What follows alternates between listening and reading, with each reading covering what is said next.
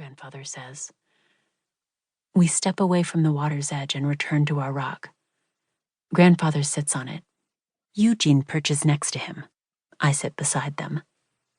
Look at the ocean, Grandfather says. Where does it end?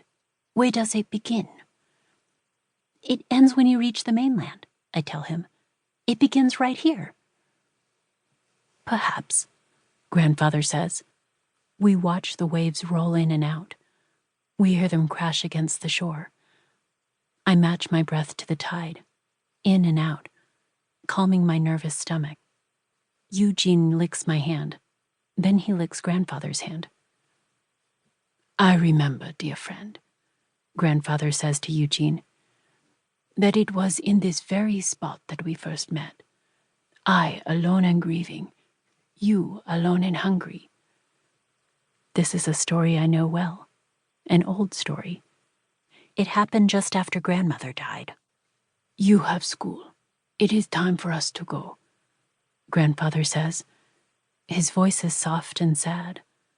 Yujiin cocks his head at me and looks in my eye. I pick him up and whisper in his ear. I hear Grandfather's sadness too. The bell is ringing when Grandfather and Yujiin and I arrive at the schoolyard. I kiss Grandfather's cheek and run to join my classmates. Bye, I shout over my shoulder.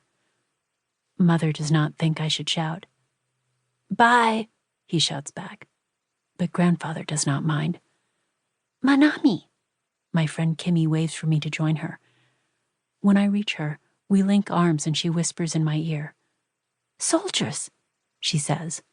I know, I say. My mother thinks they will send us all to prison, Kimmy says. Rio pushes his face close to us. My father thinks they will send us all to Japan, he says. I do not like Rio, or his pushing, but Kimmy's mother is kind. I wonder, are the soldiers here to take us away? Come along, children, Mrs. Brown calls.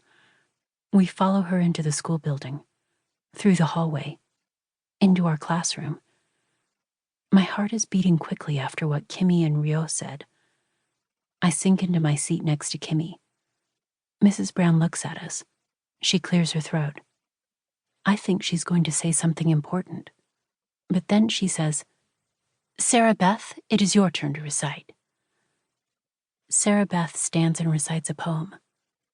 Just another school day. Another Tuesday. Like last week and all the weeks before.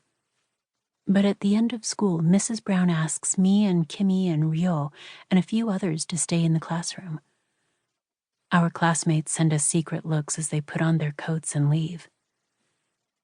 Children, Mrs. Brown says, this is to be your last school day. Your parents will explain.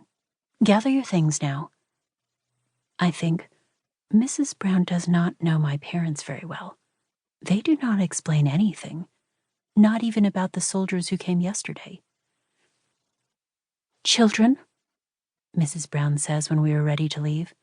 Her voice is shaky. This is not your fault. Remember, this is not your fault. I will miss you, and I will pray that I see you again soon. I run home. Mother's forehead is wrinkled in a frown, her sewing in her hands. Father's back is hunched over rope and fishing lines. Grandfather and Yujiin are not there. They must be at the beach. There are posters, I say, all over town. My parents look at each other. The posters say evacuate, I tell them. We have seen the posters, Father says. He is still looking at Mother. After a moment, they continue their work. I feel tears burn my eyes.